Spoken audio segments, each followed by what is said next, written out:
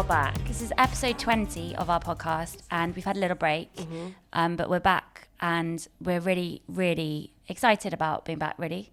Jazzed up. It's just so pumped. Is that a word? Yeah, we are. We packed in jet fuel, and we're taking a spaceship to excitement. Podcast town. Exactly. And we're ready, and we're roaring, and we're ripping, and we're ready to go. I mean, I've had a really nice cry this morning already. Gorgeous. Which has set me up for That's a good day. All you need. Hot water didn't work. Had a cold shower. That got me in the zone.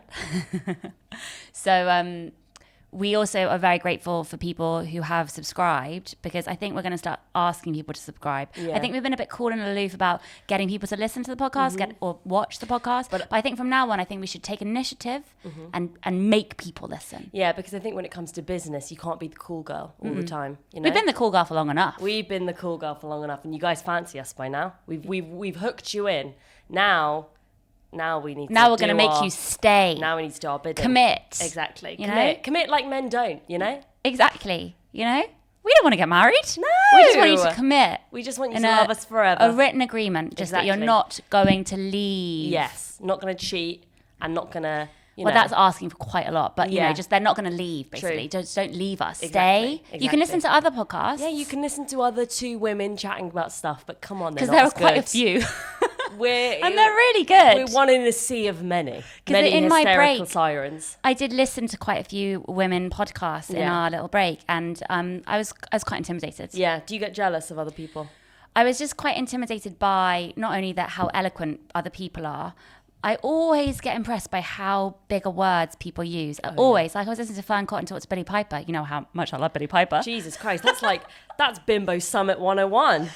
I honestly could listen to those two women speak. That's like your idea of a dream, isn't it? I do message you on Instagram. I do every single time Fern. Thank you, Ten. Every single time Fern Cotton does an Instagram, I do direct message you the Instagram. And I don't ever know what it's for. Is Jessie want me to listen to what Fern's saying? Is it about her outfit? Is she laughing at her, or is she agreeing with her? Or is Jessie just so supportive of Fern Cotton living in this world, being an icon and a guiding light for all of us? I just want you to see what she's up to. Exactly. I actually feel comforted by knowing her. Quite often. It's all right. We've got the baby here today. It's quite exciting for all of us. There's so many new things happening. Exactly. So the baby's sitting up. The baby's eating food. So am I. Bebe's had her hair done, as you might be able to tell. For any listeners who can't see, I went in for my first ever set of highlights, and I came out with this. So I had a bit of a panic attack. This is not highlights. This is not highlights. I think that's what we can see. And I think it shows that if you've used box dyes on your hair and you fucked around with it, the second that they put this lightener on it, you're gone. Okay, you're gonna have peroxide. Did you feel like you were asking? Did they kind of tell you off? No. I always feel when I go to a hairdresser, they're like, okay, we're going to sort this out because you've really massacred this. That's what I thought was going to happen. But instead, I got this really gorgeous 24-year-old Italian guy who I thought was, just really cool, and he was wearing all black and everything like that. I thought he was going to be like quite aloof with me, but he turned out to be goofy and sweet. And we ended up getting along really, really well.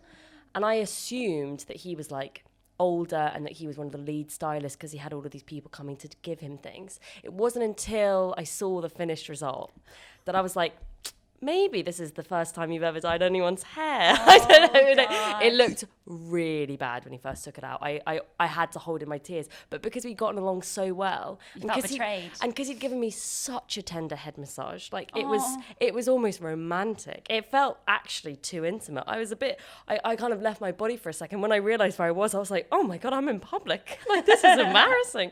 She's been massaging my muscles at the back of my head. They don't need to do that. They don't need to do it. They don't need to do it. And they don't need to enjoy it as much as they do. Because no, I don't think they look like they're enjoying it. They just look like they're doing something really functional and that you asked for it. No. But the thing is, what made it embarrassing is we'd been chatting, and then just before he started doing the head massage and he asked if the pressure was okay, he was like, okay, I'm going to start now. And I was uncomfortable, so I said, this is my favourite bit. And he said, good. And then we just were in silence for the whole thing. So it did feel great, but I felt embarrassed by it. Do you need to check the baby? Yeah, I'm just going to check the baby. Yeah, so he gave me a very, very tender head massage. And because he took the whole thing so seriously, and because we got along so well, when he showed me the finished result, and kind of diffused it and scrunched it up at the end so it looked like a rat's nest, I felt so, I didn't want to ruin the friendship that we'd cultivated. So I was like, I love it. Oh my God. Yes, this is exactly what I asked for. But now it's been a day, it's fine. I'll get used to it. It will be fine. You just have to take really good care of it. And I think that you've experimented with being a redhead. You've experimented with being a bleach head. I think now it's time to just be BB. Just be BB. I'm be ready. BB. I'm ready. Where is she? Yeah. Where is she? So, and the baby's rolling over. That's a new development, which is very exciting. Exactly. Kind of now it's kind of every time I leave the room and I come back in, he's in a different position. Exactly. He's reinventing himself like I did. And he's fucking with me. He's fucking with me. That's exactly. Like you are in a way. Exactly. Every day. Exactly. So at least I get to kind of live out my hot girl blonde summer, and hopefully my hair doesn't fall out, and we'll see. But you're going to get a haircut soon too, aren't you? I am. I did actually. You put me on a waiting list for that hairdresser, and I didn't call her back. I got quite scared even by the voicemail. I was like, no, I'm not ready for this. I think you have some issues that you probably need to sort out. I do. I am so attached to a top bun, It's not like you're not going to be able to do a top bun with less hair. It won't be the same top bun, BB, and you know that. Okay? It won't be the same. You like having a top bun that like kind of makes you look like a snowman because you have like such big sort of volume on the top. Well, yeah, kind of like Marge Simpson-esque top bun. I also am I've got a new obsession on Instagram, Chrissy Teigen. So Chrissy Teigen, I only started following, and this is bad, but I only started following her more avidly since she had the awful miscarriage. It wasn't actually a miscarriage. It was 20 weeks, awful situation. And I just loved how open she was on Instagram about it.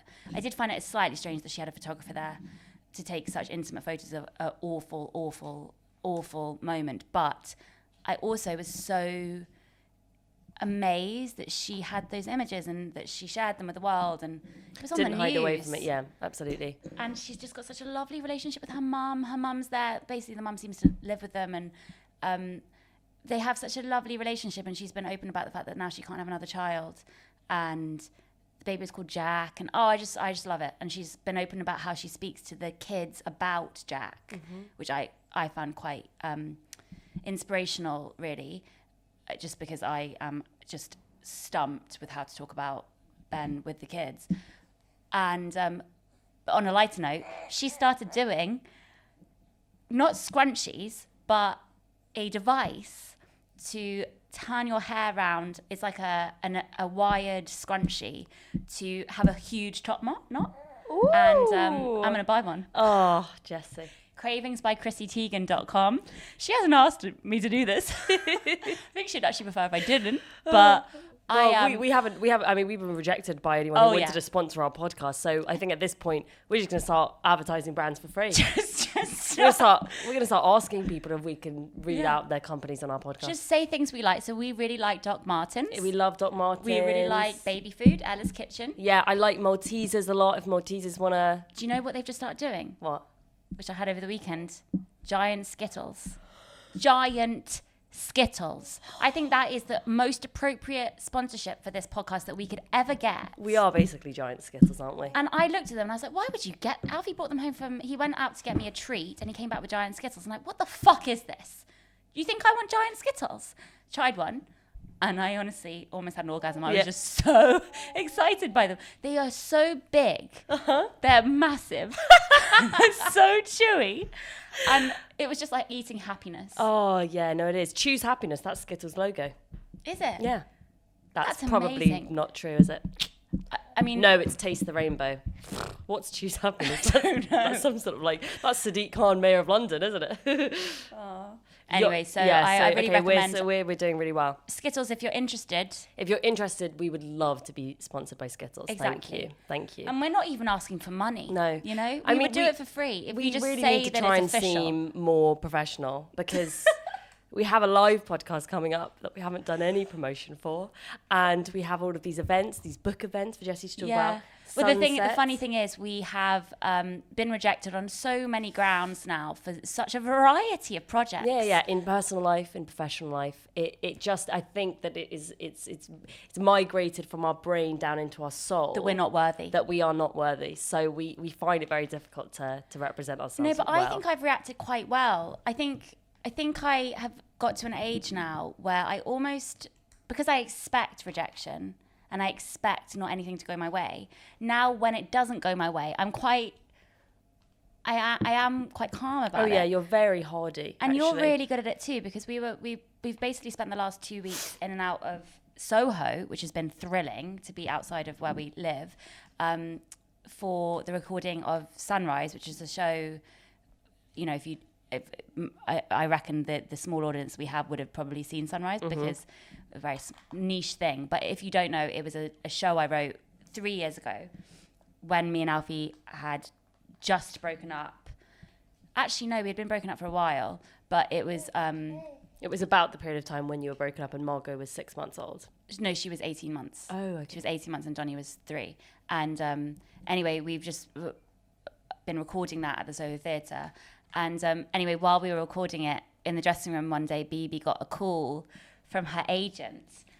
And Bebe's waiting to hear about a job at the moment. And I knew she was waiting to hear from her agent. And it was a day that you were meant to hear. Like, it would have been a logical time to hear. Exactly. So the call came in and I saw, and I actually needed to stay in the dressing room, but I also didn't want to cloud Bebe with my, like, you know, luck. Yeah. My bad luck. So I just thought, okay, I'm going to get out of the dressing room. So I could, because it was so quiet, I could hear the agent through the call.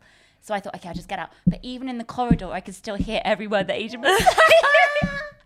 And I saw you brace yourself. I saw your face and your body, like, I was just probably doing exactly, it's like we become the same person when we're like, okay, here it comes again. To be honest, I actually haven't been rejected yet. No, of course. But I was so impressed because it looked like you were preparing for battle. Yeah. You braced your body, you were ready to hear bad news, and I already saw you decide in your brain that you were going to react well. Well, also I knew I'm here to support Jessie. I was kind of working as Jessie's, like, her stylist, her hairstylist, she did my makeup, her emotional support, you know. And also because of COVID restrictions, Bebe was the only allowed audience member, so Bebe was the. I was literally like, I was her prompt and I was her manager, you know.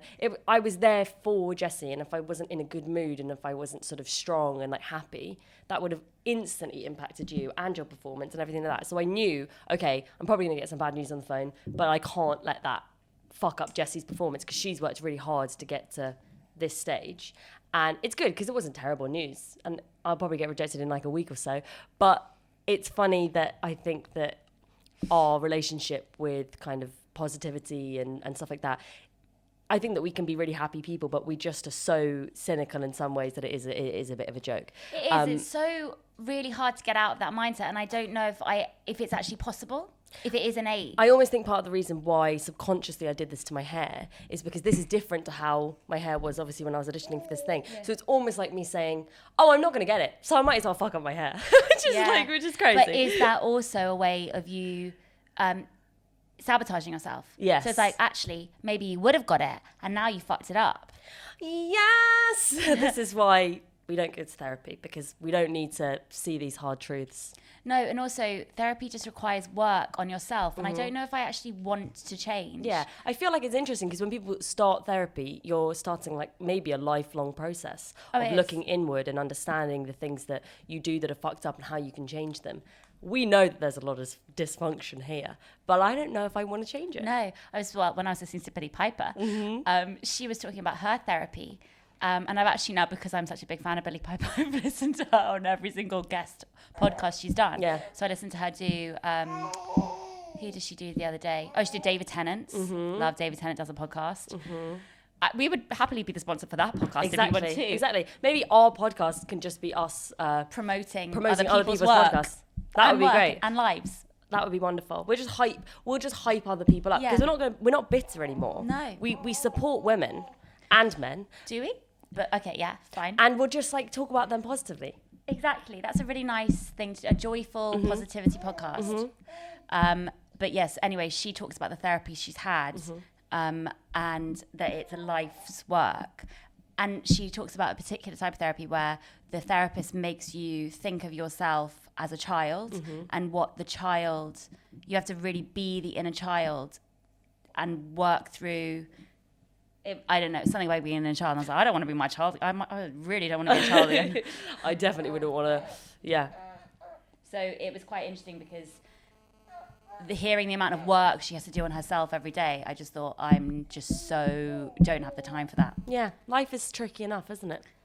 And also, I don't really like the idea of going back because it's I feel really positive at the moment in a lot of ways and hopeful about the next few months. And I just feel like momentum is always, it's nice to keep up momentum. If you're feeling something, then just run with it, go with it. Yeah. I don't know what I just said. I think what you just said was that therapy is obviously very useful for some people, but it is interesting that when you kind of stop and analyze yourself and your problems and you look back on your past experiences and stuff, that could lead to maybe not having momentum, because it maybe could lead you to stall in progress in some ways. And maybe our preferred technique is just to kind of run forward and just think as we go. And I think we're happy with that. I think what we do quite often as a family is when somebody opens up about how they're feeling and a problem, the other one knows, okay, in their head, they're like, okay, it's legitimate that she feels like this. Actually, it's pretty shit. It's really shit. But I'm going to get angry at her now for feeling that way. Yeah. And I'm going to tell her that she shouldn't feel that way. Yeah. I do that with you all the time. Yeah, we just drill sergeant each other. Yeah. And it does help because then you get so beaten down by the person saying, you shouldn't be feeling that way because you should be doing this and this and this. That actually makes, I shouldn't be feeling that way. It's actually a bit indulgent of me. If I was with somebody, and I'm really glad Alfie's not like this, who was like, actually, you deserve to feel that way. Yeah. You deserve to feel, okay, Tan, you're actually ruining my really poignant moment. I'm actually about to say something really clever and interesting, and I feel like you're just trying to take center stage. So do you think you could just be a bit quiet? You just want some attention, don't you? Like we all do. Yeah. I don't know what I was saying. You see, you ruined it, Tan. You ruined it. I think it is funny is the idea of not wanting to go back and revisit your past self is interesting because when you were getting ready for Sunrise and you did your hair like you used to and you got into the outfit that I hadn't seen you in really for a couple of years, still fits. It was sort of like seeing you do. It was like seeing you get in Jessie Cave drag, because you were putting on this character and you were adopting this persona that you did so flawlessly. Honestly, you were incredible, but it was clearly not who you are right now. It's not who you are anymore. And the way that you were able with such skill to play that person, and you had the show ingrained in your muscle memory, but it was more than that. It was like a soul thing. You were able to step back into that passage of life that the show is about and then come out of it again. It must have been very painful. And I think that's probably like a very like dramatic sort of showcase of what therapy kind of does to a person, which is you stepping back into a past version of yourself and analysing and talking it through. And that's what the show was like. So in a way, doing Sunrise must have been like a big therapy session for you and probably painful. And actually probably why I feel quite cleansed after doing it. Yeah, because you can now put that to bed. Put it to bed. I thought it would be to bed a while ago, but yes, exactly. I did feel like I was putting on a costume. And also, weirdly, even I know that we keep talking about hair, but doing my hair in long plaits just doesn't really feel like me anymore. Putting that costume on, which was so like trying to be strong in a moment where it felt so difficult, everything, and I was so worried that I don't know, like for instance wearing sports bras and almost wearing an outfit that was meant to do a workout on stage. At the time, it was kind of me saying, I'm going to be strong during this. And it's so funny because...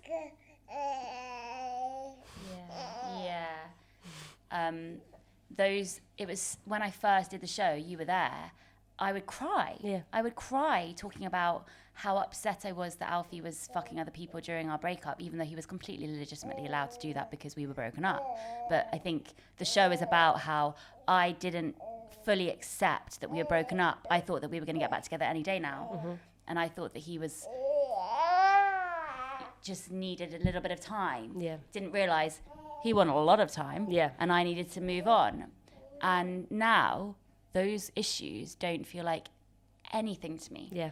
And that is because of Ben and what he's taught me and the perspective of that. But it's a shame. It's such a shame that I'm not as... I kind of feel sorry for us that we can't be trivial anymore. I know, like that sweet naivety. Yeah. And be like frolicking, frivolous, stupid text messages and worrying about what peanut butter he had with another girl and worry about, you know, which place to pick on a date. Like those kind of things. It's like a water off my back. Is that a phrase? Water off a duck's back, Water I think. off a duck's back now. You know? I don't care about the water I now. know. I was thinking about where I was when you first wrote Sunrise, and I was 20, and I'm thinking about the boys that were rejecting me at that period of time, and the terrible things I did to my hair at that time, and all that kind of stuff. And it's just so funny because I would never, ever get upset about that shit anymore. Those boys, what was I thinking? Do you know what I mean? The text messages that I sent, scary. I would never send that kind of text message now. I was just neurotic and helpless and just so caught up in, like, you know, my own like drama, and I felt so bad about myself. But I now look back and I'm like, oh, how sweet, you know. Yes. At least you got to enjoy like we got to enjoy those silly little things, you know. Yeah, and almost imagine if you were still having those kind of problems now. They'd be quite. You'd feel quite worn down by them. I don't think, maybe it's just a natural thing that with age, you know, even if this hadn't happened to us, maybe we would still be having these. Maybe we would have grown out of those problems by now. Maybe I would, if I had to do Sunrise again, and this huge thing hadn't happened to us in the period of time during Sunrise, which meant that we were suddenly uprooted from normality and we couldn't go back. Yeah. Maybe we would have grown out of it anyway. Yeah. But I think the reason why it's a sign of progress for both of us and our family. The fact that I think if I was offered to do the recording last June, and I would not have been ready. No. I just wouldn't have been able to, because to put it into context, I had done a number of runs of Sunrise at the Soho Theatre and in Edinburghs, 2 Edinburghs and blah, blah, blah, blah. No, just 1 Edinburgh by then. But I was on tour and I just finished the tour and I was mid Soho Theatre run when the tragedy happened. And it just shows how in shock we were, because that night, even then, I just kind of knew I was going to still be doing the show the next night. Yeah. And it's a marker of how amazing our mum is. Okay, this is another big moment, Ten. Big moment. He's telling you not to indulge. She said, don't be indulgent. You know, come on. Everybody has trauma. Get a grip. So our mum even was like, no, Ben would want you to do the show. Ben would want you to do the show. Ben would want you to do the show. Yeah. You must have been crazy. Crazy. But thank God I did, because first of all, I needed to earn money. Second of all, it would have let a lot of people down. It was sold out for the next 2 weeks. Like, it would have been a huge issue if I hadn't done it. No one knew. I didn't tell anyone. And we went on as if, right, this is my job and I've got to do it. I don't remember a single thing from those 2 weeks after. Yeah, but what's scary is your performance was exactly the same, you know? And that's probably what made you able to return to it now and hit all of those beats and be that person and be that character, because the traumatic event, like, kind of burned it into your brain somehow. I feel I just couldn't believe how it was still in there. 2 years later, the words were flying out ingrained. But I think that kind of shows that when something happens that makes you associate a thing or a place with trauma, you have like 2 choices. You can either never revisit that thing again, or you choose to revisit it and you kind of have to just deal with it. Like, we could very easily not go to certain places again. You could easily never do that show again. But you know that that's something that you have to interact with in your life. Yeah. You know that there are those places that you have to go, those routes that you have to take, and you do it anyway, and then you just make it a part of it, and the trauma becomes like a backdrop to it that you can deal with. It's like background noise. Exactly. Know? And also, I don't think I could have even worn those clothes a year ago. I couldn't even put them on because I associated with it's a shame really that suddenly Sunrise, the show that had been a huge thing for my career. You were at the peak of like your powers, you know? Thank you, but I was so proud of it. It was such a happy thing for all of us. It got me through the breakup, made me feel like I was strong on my own and I didn't need Alfie anymore in the same way that I had been neurotic and needy, and you know, it got me through so much. But suddenly it was all clouded by the fact that it was Ben. Sunrise was Ben. Yeah. And that's a shame, because actually Ben came to see Sunrise. He fucking loved it. He was so proud of me. He saw it twice. Soho Theatre isn't Ben. Soho Theatre, Ben was there. Ben was happy there. We were happy there. Things were good. Sunrise is so much more than just something sad. And I think now that we've been able to go back and do it again, with this time in between, it's actually been a major progress for us, because it's shown us that bad things can happen, but you can still enjoy things and still find hope in things and joy in things, and they're just clothes. Yeah. And it's just a place. It doesn't mean that. And they're just words as well. They're just words. And also, there's something quite nice. We've spoken about this before, but I was able to trick an audience every night that this thing hadn't happened, and I was as upset I was about Alfie not texting me back. Or about peanut butter, yeah. Or about peanut butter, but actually I was able to trick them, and that's quite nice, because we're tricking people every day. Yeah. And that's quite comforting, because it's like, you know, we can fool ourselves sometimes. Yeah. And also it shows you that you are allowed to put on that character sometimes when you need to.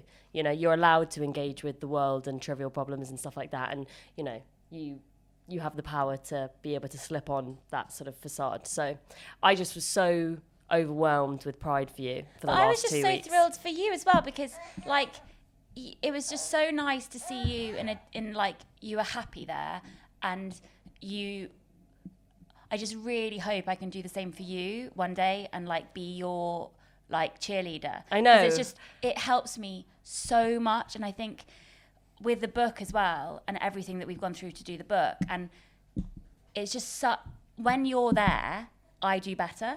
And I know that some people think that maybe that's codependency or whatever, but like honestly, the fact that you were laughing at me and you were the only one in the audience was like all I needed. Mm-hmm. And that's just so, I just feel so lucky. Mm-hmm. And you know, it's just so nice to be tying these ends up right now, and to be really, especially since the book is just so about us. Mm-hmm.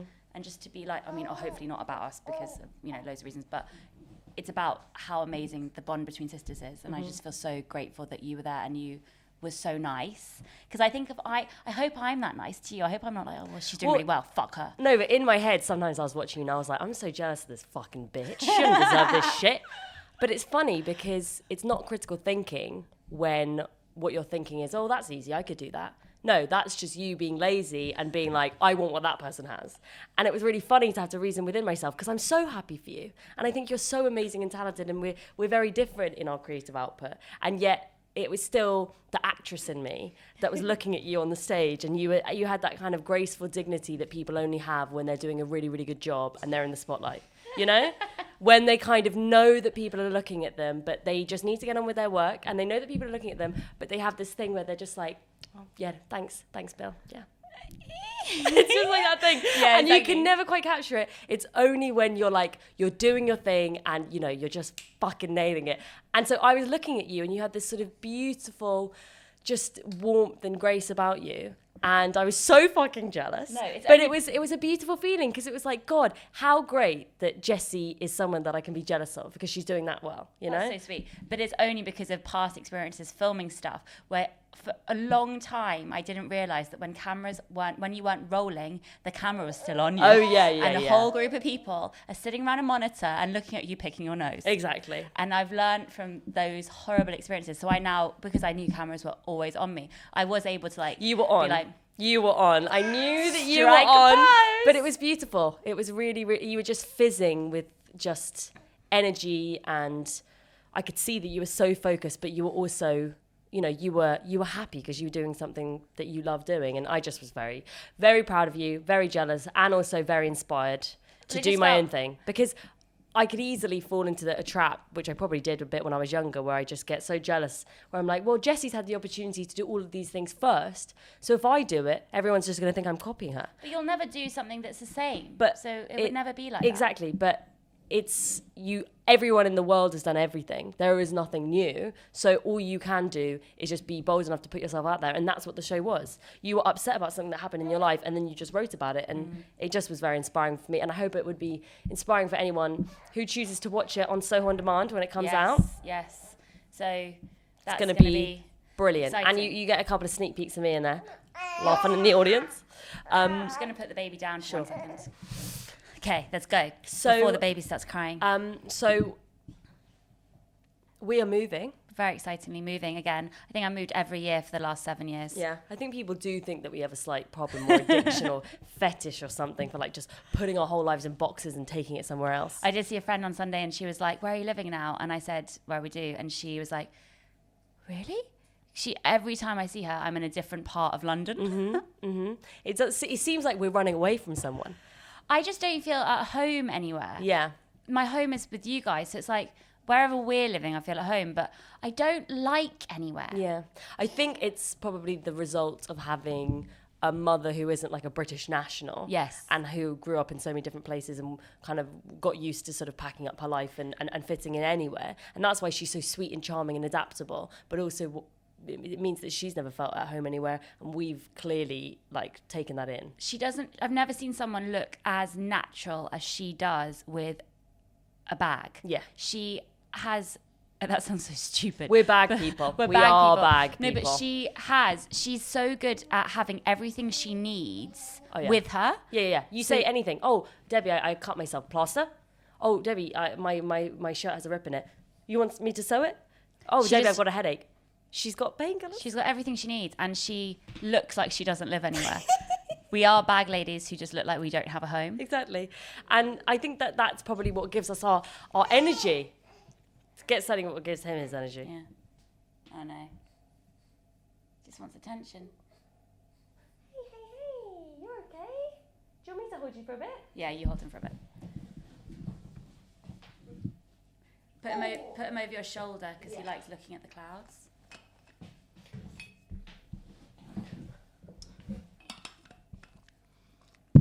So yeah, there are brighter days ahead of moving, vans, setting up a new wall collage. It's exciting. I know. Having to think about what to put on. It's fine. Just keep feeding him apple. I'm also having to rationalise that now I'm probably past that point where it's like appropriate for me to just be like taping posters and postcards and pictures to the walls because I'm not like a teenager anymore. No, you're going to put a frame on the wall. I'm going to put a big step. I'm going to put frames on the walls. I'm going to have tasteful colour schemes. You know, it's going to be great. Yeah. You're going to have like, clothes that are hung up. You're going to have furniture. I'm going to have a washing basket. Oh my God. Can you believe it? No, I can't. Yeah. It is such an adult thing doing our own washing. Whenever I do, I always feel, it was also just slightly remarkable that Alfie doesn't do any washing. Yeah, no, that's I did think about this the other day. He's not changed the sheets once in 7 years. And he was like, "Don't bitch about me today on the podcast." But I just feel like I have to put that out there in the public domain. He hasn't changed the sheets once in 7 years. And he says he has an aversion to it, like he can't do it. He just says he physically can't do it. I mean, the fact that he's been able to not change the sheets for 7 years and has always managed to get other people to do it, I mean, that is quite impressive. It is impressive. Even when we were broken up, during the breakup, I went over to his flat because I was just so disgusted. I remember seeing his sheets and thinking, he hasn't changed them since he moved in. And I as a surprise for him, which is actually in retrospect incredibly creepy of me, I let myself into the flat where he was living and I changed the sheets and I wrote a note on his bed and I left it there like, I love you or something. Okay, so the thing is, like, he should be the one that comes across badly in that story because he hasn't changed his sheets and he needs his ex-girlfriend to change his sheets. But it's obviously you that comes across very badly in that story. Yeah, very badly. Yeah. I took all of his dirty sheets away And it was actually really difficult to do. It wasn't like I thought it would be like a romantic little fun thing to do. Obviously at this point I thought that we were going to get back together like in a couple of days. Didn't realise, no, we're going to stay broken up for quite a long time after that. But I took all the dirty sheets away. The kids were crying while I was doing it. I was like, shh, I'm changing dirty sheets. And he got back and he was like, he sent me a photo of the clean sheets. And I was like, thank you for doing that. That is some wild shit, Jessie. It's just the weird thing is when you break up, when you have kids together, it's a different thing to breaking up when you don't have kids together. But I've never had an experience of breaking up when you don't have kids with someone, so I don't know that it wasn't a normal thing to do. You know what I mean? The thing is, I've never had like a relationship with an ex or anything like that. So I guess I where you stayed friends. Yeah, I wouldn't know what kind of boundaries you have and you don't have. I don't know what kind of like informalities you can actually have with that person. So I'm probably being too harsh. Well, that's why it was so difficult, because when you have children with someone, you love the children. So you're obviously going to love the person hopefully. Who's half of the children. Yeah, exactly. it's important to stay, even if you don't love them, it's important to like them still, because you're going to have this person in your life. So we never got past, because I still loved him. It was like we never got past that. So it was completely logical to me to change his sheets, because that's what you do for someone who loves you love. And also because we grew up in a house where the mother kind of does all the laundry and the stuff. So it's just natural for me, even though it's, not cool to say it, but I really like doing his laundry. I think that's fine. You can in this very like pick and choose feminist like era, you can choose what things are actually empowering and you can choose what things aren't empowering. So make changing the sheets empowering. Totally. Reclaim it. Totally. Lately I have found, because he also has an aversion to he lets his clothes build up and then eventually puts them away, but I don't like the waiting. So I've got quite good at just throwing his clothes in the wardrobe so it looks tidy, but it's actually in the wardrobe. It's a nightmare. But yeah, I think you have to accept what I'm realising now after being in a relationship now for almost 7 years with him, not including the breakup. Including the breakup, I mean, is that people don't really change. Yeah. So if I want to have a bedroom that looks tidy, I have to accept that he's not going to be as quick to do the things as quickly as I would do my things. So I've got to do the stuff if I want it to be like that. And I think that you also have to acknowledge that sometimes the things that you want the other person to change about themselves are just things that you are projecting because you're worried about them within yourself. And there are certain things that it's fair to ask of a person, and then there are certain things where it's like, that's just not something that person is comfortable doing, or like they have different levels of like totally cleanliness or anything like that. He doesn't need this corner to be as straight as I need it to be. Exactly. And you just have to accept that about a person, that you have different levels. He doesn't need to shut the door 3 times before he leaves. Yeah. He's not the same person as me, and that's fine. Exactly. And also people just have different ideas of what's good and what's not good. So for example, this conversation that I was having with the Italian hairdresser, who I just got along with like a house on fire. I mean, I did make the mistake of thinking that he was gay at first because he was dressed so well, and I don't know, I just assumed that he was gay for certain reasons. And so I was chatting to him like quite almost flirtatiously, because it was like, hey, and then he dropped in about his ex-girlfriend, and I realised, now I've just been full-on flirting with this man who's not gay. And we were having this conversation. I told him I was an actress, and he was like, wow, that's so cool. Would you like movies? What is your favourite movie? And I was like, I don't know. I just said something. I think I said The Royal Tenenbaums or something like that. And I asked him, and he was like, The Joker. You've seen The Joker, which is like the film that...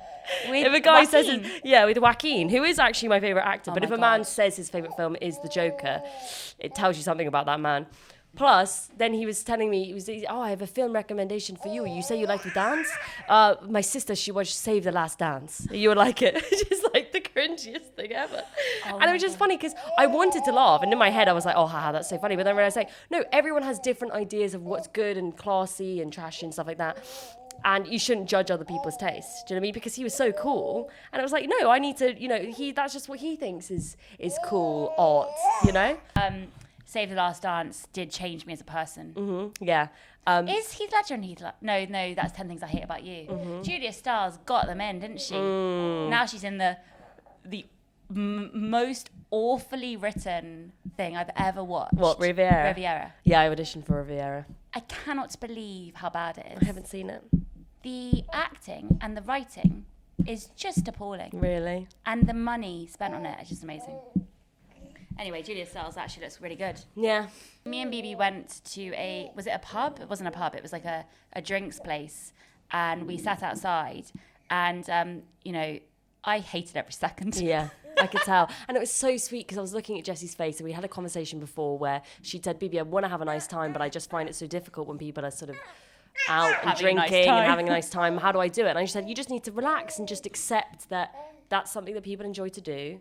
And just try and join in and, you know, have a nice time. And I just saw her little hands, the white knuckles popping out as she was holding on to her sort of ginger ale and rum and a baby in one hand, to be fair. We had just done a poo and it was really awkward because I was like, oh, I'm going to ruin it now by saying the baby just done a poo.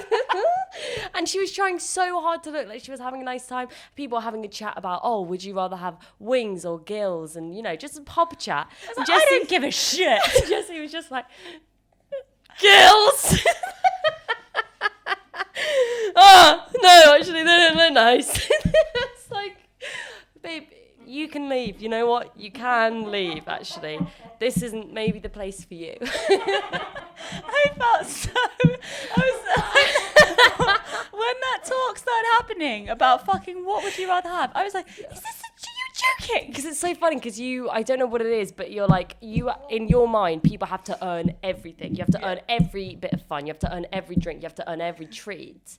And I really respect that way of thinking, but it also means that if you find it difficult to be around other people who are like just like indulging or like going out for a drink and stuff like that. So it was just so funny seeing the clashing of two worlds. Exactly. But you were trying so hard and you actually did have a really nice time. Yeah, I did. It's for just a portion. when those conversations happen, which I know are very connected with alcohol, because people suddenly are like, oh, let's talk about shit. Mm-hmm.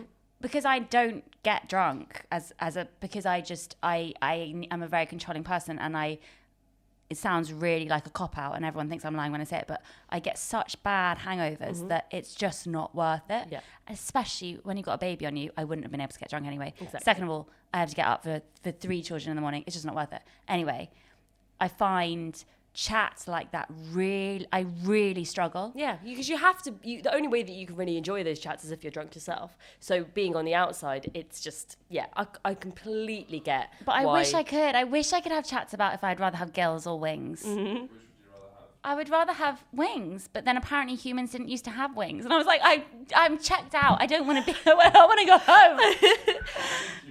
Because you were trying to think about it like, we were like, what vestigial, like, you know, limbs or whatever things that humans used to have would still be used for now, like a tail. Yeah, and they all started saying gills. Rather fly or breathe underwater. Yeah. Yeah. And I just really... We're just not fun girls. I found it... I would rather have wings. Yeah, but when they didn't have wings. I wasn't allowed wings. They said I wasn't allowed wings.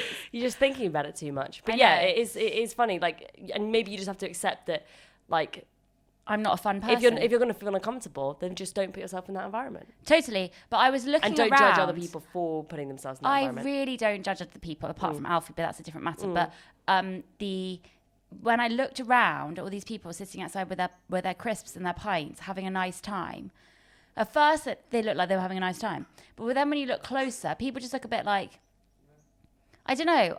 I just found it really interesting because they didn't look that happy. It just looked like something they were doing. And then I suddenly felt a bit better because I was like, oh, it doesn't have to be like the best fun, you know, the best thing ever. Yeah. It can just be, this is what they're doing. And I think I've always associated alcohol with having the best time ever. And because I haven't had the best time ever, I felt like a failure. Exactly. And I think that it's also like a fear of feeling inadequate, because if you do go out for that one time, I used to feel like this all the time. And if you haven't been out for a while and you feel like a bit of a loser, and then finally get invited out somewhere and it isn't the best time ever, it's almost like you're scared to then go out again because you're like, oh, well, I fucked it up. Everybody else, when I'm not there, has a great time together, and when I'm there, it's not so good. Exactly. But you have to realize that most of the time when people are going out, it's just a night, isn't it? It's just a night, and they have maybe one good chat, but it's about enjoying the fact that you get to look forward to something. I think that's probably more what it's about. But also, what I've noticed about drinking culture, especially in the entertainment industry, where a lot of, say, Edinburgh Festival, a lot of the time people sit in one place for a long stretch of time, and people come and go, and you just set up a base for the night, and things happen at the time. I'm a mother. I don't have much time. I didn't have much time before I was a mother either. I was always like, well, I need to get up in the morning, or I need to do this, or I need to get to sleep.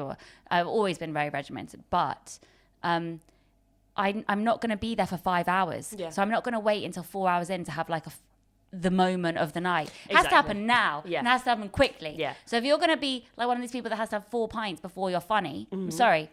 Yeah. Not Get gonna out. see- You're not not on gonna see our it. team. Be No funny now. thanks. Say something interesting now. But a lot of the time, people like, whenever I have gone out, this has also burnt me. A lot of the time when I have gone out, I've been like fun.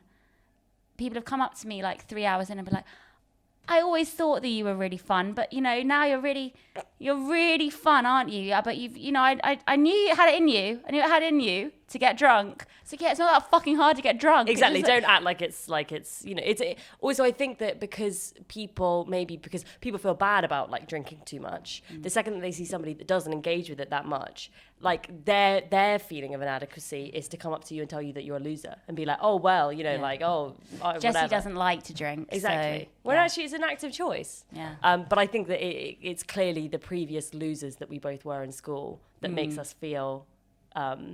You just have to be relaxed in that environment, and Yeah. it's something that I don't know. I am starting to accept that I'm never going to be a relaxed person, and that's okay. Yeah. But it is something that I would like to try, because Alfie is obviously such a Social butterfly. social butterfly, and I do feel like a lot of the time I'm entrapping this butterfly. I do need to get better at it, and I will. I have found walking past pubs lately, I have looked into them, especially when they've been closed and looking so sad. I do think that I'm going to try and be less scared of pubs. I do have a pub phobia. Maybe what we can do is we can test it out like you do when you're sort of like trying to like make somebody not allergic to peanuts. You give them like a little bit. What we'll do is we'll go into a pub for 5 minutes. I don't know what happens to my voice just like. You go into a pub for 5 minutes, and then the next day we'll go in for 10 minutes, and then the next day we'll go in for 15 minutes, you see? Yes. And we'll just ingratiate you slowly. Exactly. But you have to understand, I'm sure lots of people have that social anxiety, especially now. And yeah, I think it's a trick to learn that not everybody's having the best night ever when they go out. You shouldn't get this fear of missing out feeling, because most of the time people are just having an all right time. Definitely. And if you have a good time with me, Yeah. you don't need friends. No, it's fine. It's fine. We don't need you guys. Yeah, it would be nice. It's really nice that my friends are finally starting to have babies. So I have common ground suddenly. Not that I didn't have common ground before, but your life becomes like slightly different once you have you're confined more. So if somebody understands that, it's quite reassuring. So that's really nice that I have, hopefully over the summer I get to meet other babies. Yeah, exactly. And also I think like that realization that not everybody's having the greatest time all the time, those friends that you kind of write off because you're like, oh, we don't have similar interests and that person's actually kind of boring. If you do invest, if you go into a conversation with them and you tell yourself, act like this is somebody that you get along with really, really well, and try and have a good conversation with them, it opens up. That's such a good trick. You really, if you just like pretend this person is my best friend, let's have a chat, you end up having a really nice conversation with them. And I think that it's because ultimately everybody has something good and interesting about them, and you just have to have faith that that's going to come out in a conversation. And so much of the time I'm very cynical and I'm very negative about people, so I go into so many conversations putting like a fake face on and being like, that person's so boring. And actually, if you just try and engage with a person like they're an interesting human being, you end up having a way nicer chat with them. How did you learn that? Because I met up with some people and I realized I don't have that many friends, so I thought to myself, rather than writing off this group of friends because I think that they're not that similar to me and we don't have similar jobs, why don't I try and engage with them for one night, like they are people that I'm really good friends with, and I had a great time. Yeah. So I think it does work, genuinely. Really clever. It's all Bebe just is about, so clever. It's all just about fakeness. Bebe, you could do a podcast about, how to not be a loser. Exactly. How to not be a loser. Life lessons from a previous loser. Yeah! I'd buy that. Exactly. I'd listen to that. And I got the sexy hair now. Yeah. And I'm going to fake it to make it. I'm going to post a selfie on Instagram, which I did last week, and that felt pretty good. And I'm just not going to be afraid anymore. No. I'm not afraid anymore. I'm not afraid. What's that from? Home Alone. Oh, yeah, you can come and get me.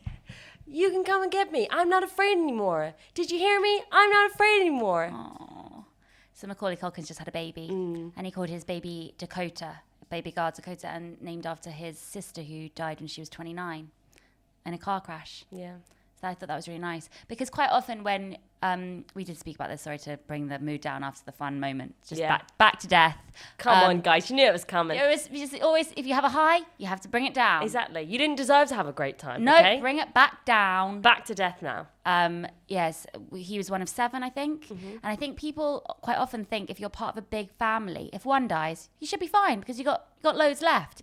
It's almost the opposite. Yeah. Because you're such a pack that you lose one. It's and kind it's of the like missing members so obvious. Plus, with all of us, every time I see every single member of us, I'm thinking, oh my God, they've lost Ben, you know? And I'm thinking about how awful it is. And it's like the grief itself is one thing, but the grief that I have for you guys having lost someone, the grief that I have for our mother having lost a son, that's almost worse. Totally. And so we have that times by however many people are in the family. There's a fuck ton of us. So it's exactly. That's exactly it. Yeah. It's my grief I can handle because people don't have to know how sad I am. But I know if I'm feeling this sad, you must be feeling that exactly the same or worse. Exactly. And I just feel so sorry for you and I want to protect you and there's nothing that we can do. So I think with a big family, people might think it's easier, but in a way it's really difficult because you have all of this. And it's awful because with famous people who've lost siblings, I kind of like,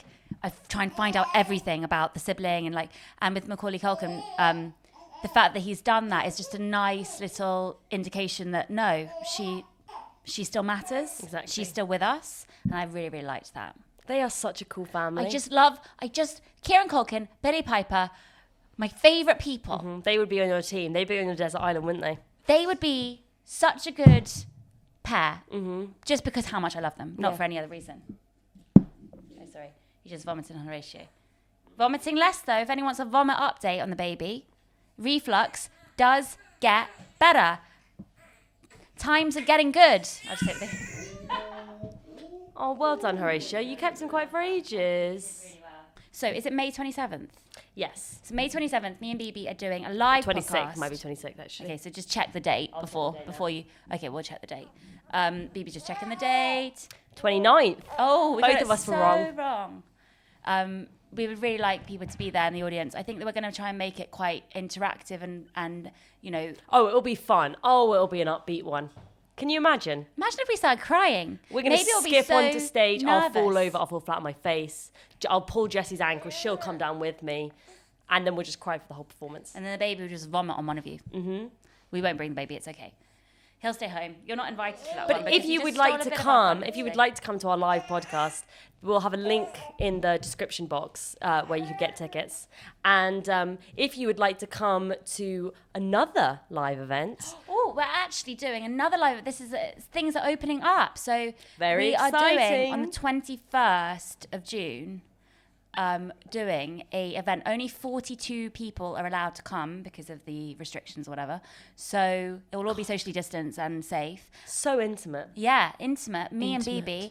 Bebe's going to be interviewing me about the book Sunset and About sisterhood. about sisters and everything. And you get a free copy. No, you don't get a free copy. Sorry, it's quite a pricey ticket. Yeah, but you get the book. The book is included in the price of the ticket. And you know, you get to see. Hello, boys. Come on. Oh, do you know what me and Horatio started doing? We started playing a golf game. Oh yeah. Why did I bring that up now? No idea. But we've been playing a golf game, and it's funny that our relationship has progressed to, instead of texting now, we just both come online the golf game and just play the golf game a few rounds. Don't talk to each other, just play the golf game. Well, that's love. Actually, I feel quite superior to you because me and Alfie have started a book club and we're both reading Infinite Jest. Ooh, that's a booky work. But so the Infinite Jest is for our brains, and then I get to choose a shitty book. So I was really hoping that Billy Piper had some kind of autobiography or something that was written by like... two ghostwriters. Yeah. So I'm going to choose a book and he's going to choose a book, and we're going to, we're doing that instead of a golf game. Well, that's maturity. Yeah, you're probably very good, actually. We Bebe's are. very good at video games. Infinite Jest is not. No. Pales. I mean, I'm on the first page and I don't think I'm going to get through it. Yeah. Sometimes you do have to assess. There's quite a few of them. Am I gonna lie that I read this book? No, I don't think You I'm have gonna it be though. able to. You've seen it. You have it. If it's on your bookshelf, that's power. Exactly. That's power. So yeah, you can really curate your bookshelves in your new flat. Yeah, I know. But the thing is, what do you do with a book once you read it? Do you Well, keep it just so that you can show other people that you read it, or do you do the Alfie good thinks thing and you should give it keep away? No, Alfie says you should keep it. Yeah. Keep it. Or give it away to a friend. Keep it. It's not just- Yeah. Anyway, so we're going to be talking about my book on the 21st of June. And then there's also another thing that we are doing, but I can't remember. We're gonna do maybe something at the Oh same yeah, time. we're going to we'll promote that another day though. But so yeah, if you want it, it's the 29th of May or the 21st of June. Yes, and And it would please be subscribe. Please leave a rating and please become a patron, because we actually do loads of stuff on Patreon now. Yeah. We've just made a making of documentary of Sunrise, which will be about maybe 20 minutes long. Yes, so I one of the things I did when I was working as the assistant for Jessie is I recorded a lot of footage of Jessie behind the scenes, and we had some little talky bits, and it's just going to be Kids, my mum. it's going to be a nice little sort of behind the scenes VIP access. So if you would like to watch Jessie's process of Sunrise, please subscribe to our Patreon so that you Yeah. can watch that. And there are other funny videos up there too. You can see my skincare We are regime. so terrible at advertising. We're just gonna. ourselves. This is the second part of the podcast. It's gonna take half an hour. Us So we're just going to talk promoting about all the shit. things that are going on. going on. Going on. I just woke up the baby. Anyway, there's a skincare regime video up there. There's a Gigi Hadid makeup tutorial up there. Anyway, please become a Patreon basically, because that's, it helps creative people. It really does, yeah. It's only £3. Yeah. That's a coffee. That's a coffee. That's a little coffee. That's actually not actually it's less expensive than coffee. It's cheaper than coffee. Cheaper than flat white. What a bargain! What a bargain! Go on, boys. Get out your wallets. You pay for our supper. How many? Every time I sound, it's like a tick you have. If I'm doing something which is like promotion, you have to do an accent. I and know. do like a cigarette thing. Oh, I like the sound of that. Yeah. Honestly, silly. Very, very silly. I think it's strange because we've got to a point now where we've done the podcast enough that we know what to do, but we're also getting to a point where we have to make a choice. Because we started the podcast in a pandemic. It was like a fun hobby, and it was a way for us to occupy ourselves. Instead of doing a live show. Yeah. And exactly. But now it's got to a point where lockdown's easing. Do we continue this pandemic project? Do we make it into something that could actually be a part of our professional lives, or do we leave it to rest? And I think that choice that we know we have to make at some point is kind of, it's funny because like now we have to decide what we're going to do, and it makes it actually probably slightly more difficult to do it, But also, I think it's quite refreshing for us to be honest about the fact that we started this on our own with Horatio's help, and we have not got anyone helping us with it apart from us. We have not got any sponsorship. We are only making money from this via Patreon, from doing extra content that is work. And we are doing it on our own. And I think people think that I think people wouldn't expect that. I think people think that, that they must be doing it with, but no, it's just us doing it on our own. And it's something that has really helped me, and really, I don't know, I hope that it's been, we've got such nice messages about how it's kind of making people really appreciate their siblings. And I don't know, it's just something that I really want to continue to do. But at the same time, I'm ready for people to listen to it. And I think we're 20 episodes in now, and I think that we've both grown a lot. And I feel like a different person than I did when we first started it, to be honest. Yeah, if you look at how kind of we were really awkward and not sure of ourselves and scared of what we were going to talk about, and we would be really critical of our performances in it and what we said and if we shouldn't say that. And I think it's really nice the fact that we're now much more like open to people watching us, and that's it shows we've grown in confidence. Exactly. And we've actually grown a huge amount in being able to talk about things that we're quite like we're scared of talking about in real life. Exactly. And it's funny because also when you're put on the spot and you bring up a topic and I'm like, oh god, I've thought of something that can link to that, it's really like hard work for my brain. It's been like exercise for my brain to think, okay, how can I link this? How can I word it correctly and explain something not just to you, but also something that people will hopefully understand? It's been very good for my brain. Doesn't sound like it's good for my brain because I couldn't think of a word to describe the idea of something being good for my brain. But it has really kind of enabled me to have more confidence with my ideas. But you need to be more confident in yourself. My friend Harriet said the other day that you were very eloquent, and I got really jealous. I was like, no, she's not. No, she's not. Thank you, Harriet. But you are very good. You're very eloquent. That's and you need to be very more sweet. confident. And we both need to be much better at promotion. So please subscribe. I'm Please going to do so many hot selfies in the next coming weeks, Not guys. too many. Not too many. But look at this hair. It's asking to be photographed before it all falls out. Doesn't feel good. It doesn't feel good. If you guys have any tips for how to look after highlighted / bleached hair, please do leave them for me because I don't know what to do with it. So... Thank you for listening and watching and listening to the baby gurgle. Mm-hmm. He's asleep now, of course. And if there's any mothers out there that are judging me for feeding the baby A, formula, and B, an apple pouch, which Alfie said yesterday was just 100% sugar, fuck you. Yeah. Actually, don't fuck you. I mean, it's like, don't judge me. It's prescribed formula because he is an extreme vomiter. And apples... I think he's allowed an apple. Yeah, we all grew Give up the on baby potato an apple. smiley faces. Get over it. Yeah.